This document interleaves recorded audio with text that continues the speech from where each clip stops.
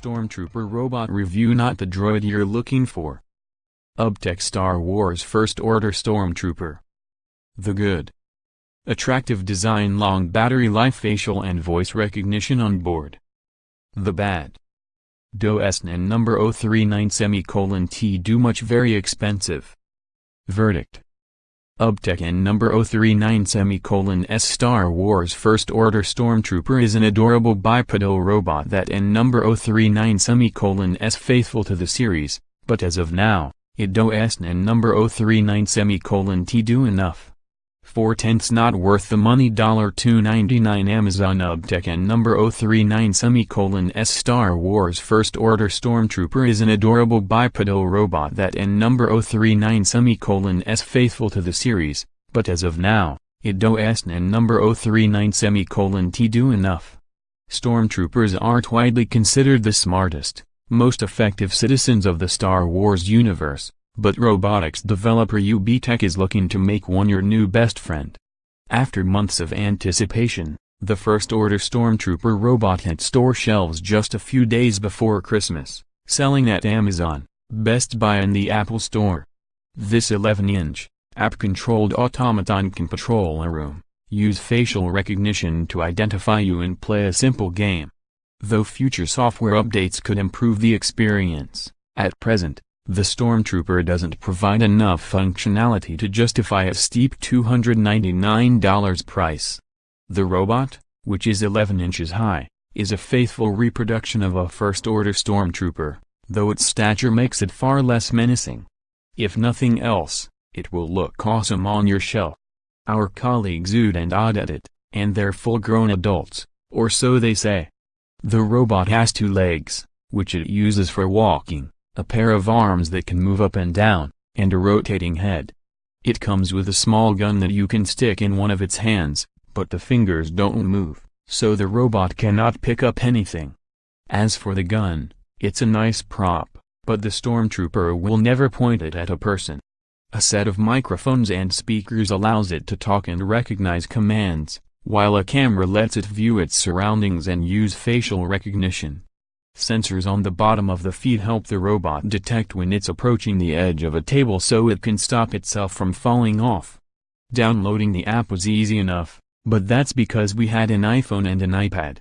You need a device running iOS 11, so Android owners can't control their own Stormtrooper just yet, though that's coming by the end of the month. To control the Stormtrooper, you connect via Wi-Fi, using either your home network or going directly to the robot's internal modem. The app suggests that a home network is better. Setup is fairly straightforward. The app prompts you to connect to the robot via Wi-Fi direct, and the robot itself reads you both the password and its network SID. We wish that there either were no password or that the password were written in the box, because it's annoying to have to write down what the robot is saying in real time. If you want to go through your local network, which we'd recommend for maximum flexibility, you're asked to give the robot your router's SID and password. The system then allows you to do a face scan so the robot can recognize you later, during gameplay. You can skip the face scan, and you might want to, because the process is hit and miss. While some Tom's Guide staffers had no issues, another had to attempt the initial scan, which involves staring into the visor at least 5 different times, because it kept failing. The facial recognition feature is only useful in the Sentry mode and, even there, it's not required. After you're all set up, the app gives you 3 modes to choose from: Sentry, Mission and Training.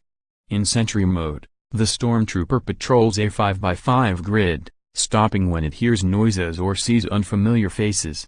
If the robot doesn't recognize someone, that individual can still get past, but only if he or she knows the password you assigned. They're all Star Wars phrases.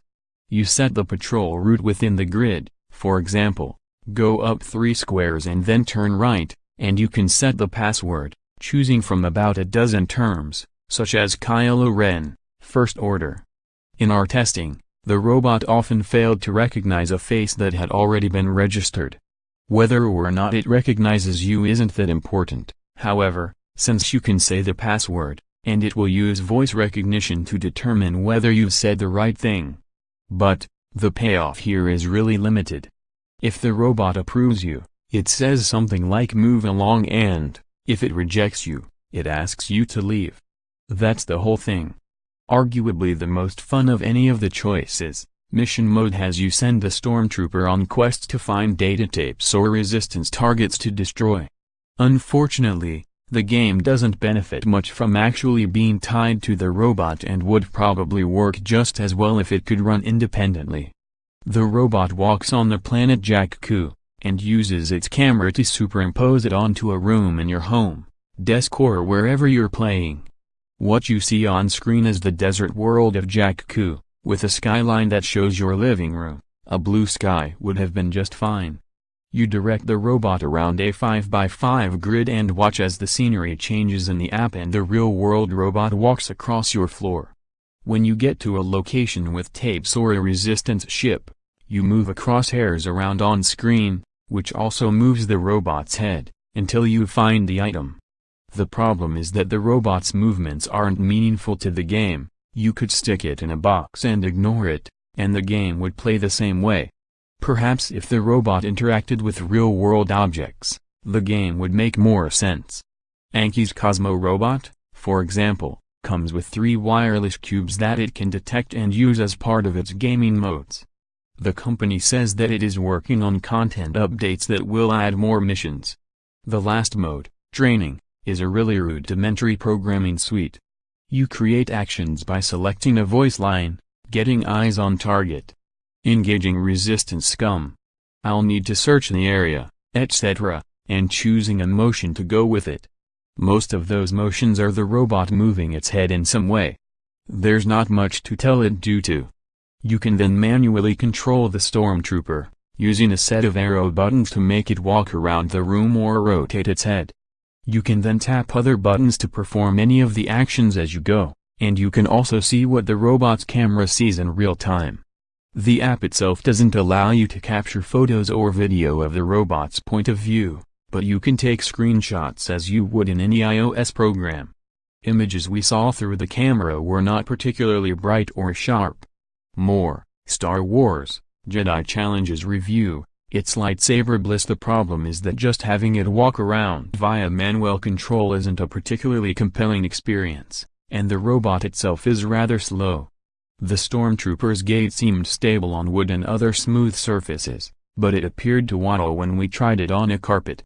UBTech claims that the First Order Stormtrooper robot can last a strong 2 hours on a charge and, based on our anecdotal testing, we believe it.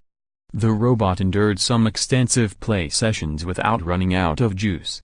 The company also says that it takes an hour to charge and, indeed, after about 45 minutes, ours had gotten up to approximately 75% of capacity. UBTech says that it plans a number of significant software updates for the First Order Stormtrooper robot. The company expects to add actual programming capability, with some form of block-based language, in the summer of 2018. A representative also said that there will soon be more missions and other entertainment content. This First Order Stormtrooper robot's design appears in episodes 7 and 8, but the experience of using it feels more like the prequel.